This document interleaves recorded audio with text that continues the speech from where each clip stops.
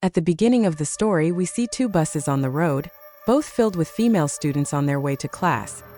Among them was a girl named Mitsuko, who was very charming. Unlike the others, she was busy writing something in her notebook. Her friends started teasing her, saying, "Do you write all the time? What do you even get from making these notes? Look around. Everyone is enjoying themselves. Why don't you join us?" Saying this, one of her friends snatched her notebook, causing her pen to fall to the floor. As Mitsuko bent down to pick up her pen, something shocking happened out of nowhere.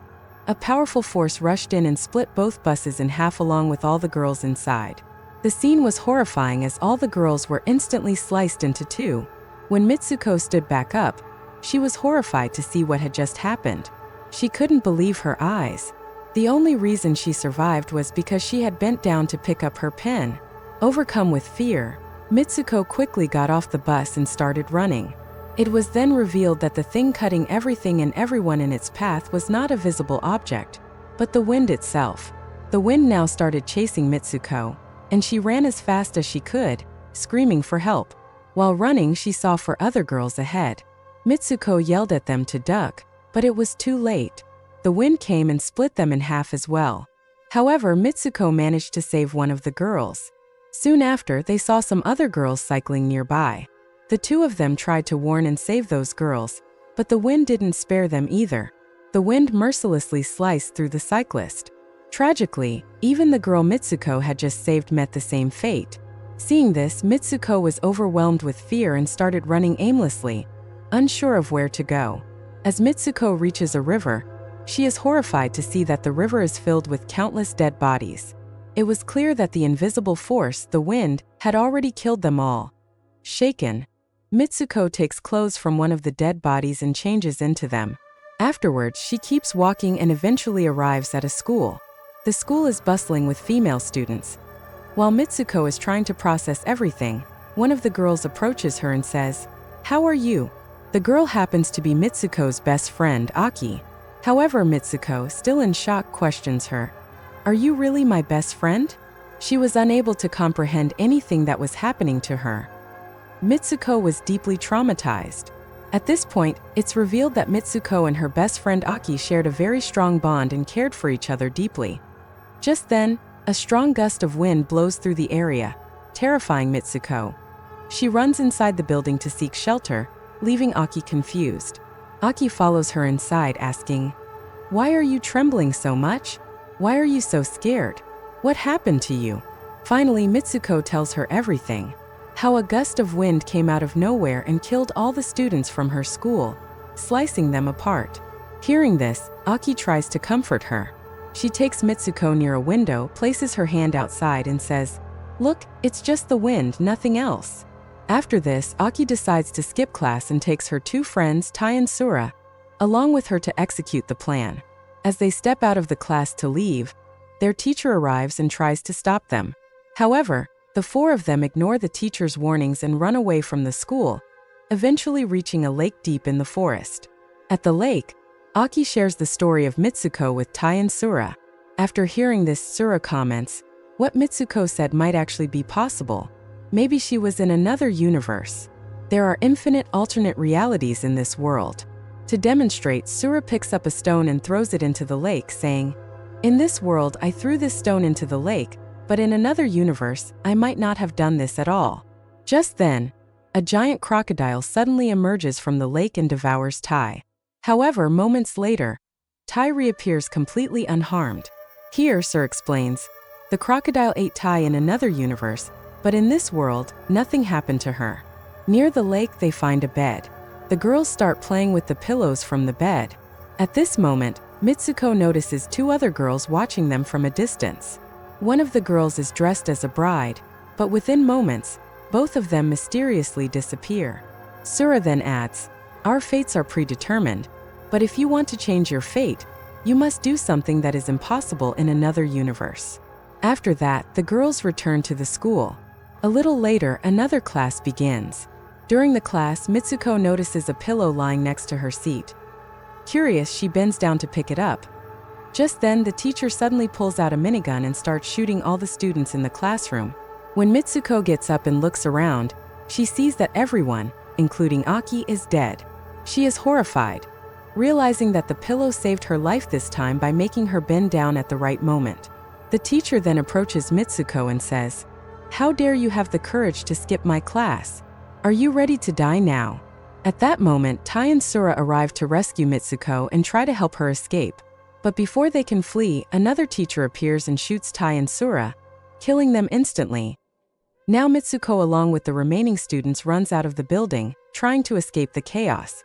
The school teachers relentlessly continue shooting at them. Somehow Mitsuko and a few other girls manage to escape the school compound. While running, Mitsuko suddenly trips and falls. At that exact moment, a powerful gust of wind appears and slices through the remaining girls, killing them all. Now Mitsuko was the only one left alive. She kept running and somehow managed to reach the police station in the town. There she met a lady officer and explained everything that had happened. However, the officer chuckled and asked, "Why are you still wearing a school uniform?" The officer also kept addressing her as Ko, which left Mitsuko confused. She couldn't understand why the officer was calling her by a different name. Noticing Mitsuko's confusion, the lady officer told her to look at herself in the mirror. When Mitsuko looked into the mirror, she was shocked to see that her appearance had completely changed.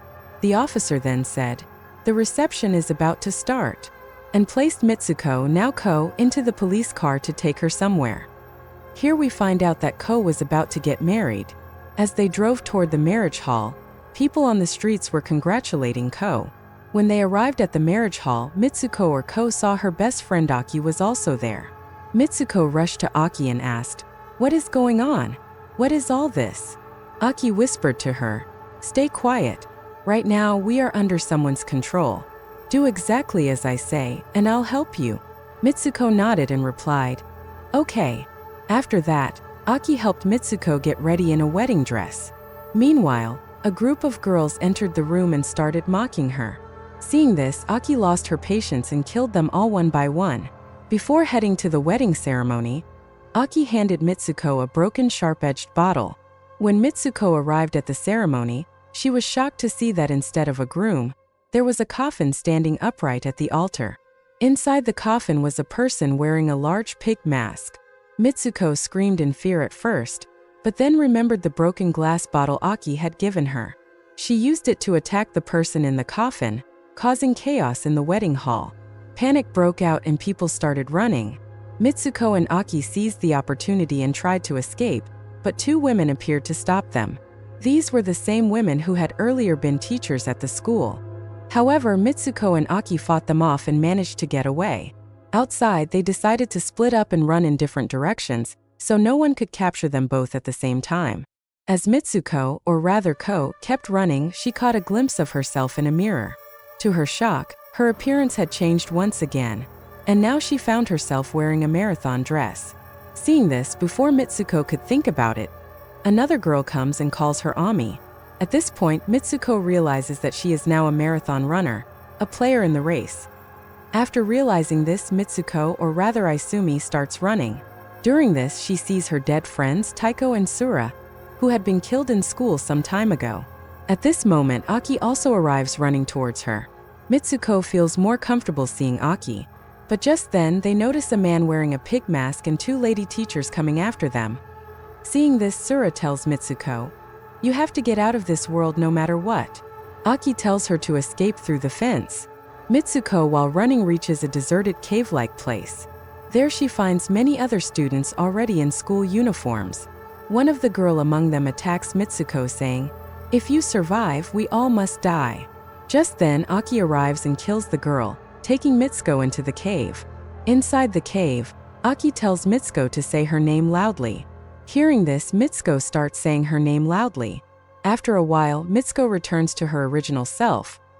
Then Aki shows her a cable implanted in her hand and tells Mitsuko to pull the wire so that she can escape this world. However, Mitsuko refuses to do so because she is afraid that if she pulls the wire, it might cause her best friend's death. Seeing this, Aki forces Mitsuko and says, "The world we are in right now is a fictional world, not real.